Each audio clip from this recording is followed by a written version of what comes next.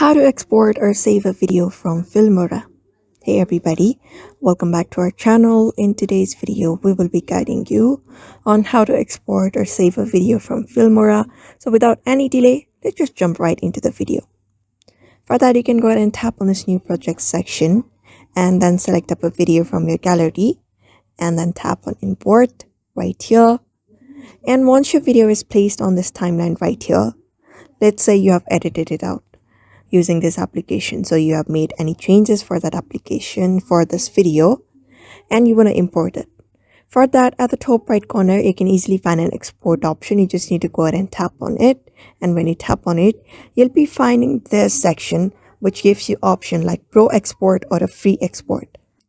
So if you want to freely export it, you can just go ahead and tap on the second option. But if you want to export it from your Pro contents like removing watermark and all, you can select this option called Pro contents, and after that is done, that particular video will be saved into your device. So that is how you do it. That is how you export or save up a video from Filmora X to your gallery by following up this method. So therefore, I hope this video was helpful to you and thank you for watching this video.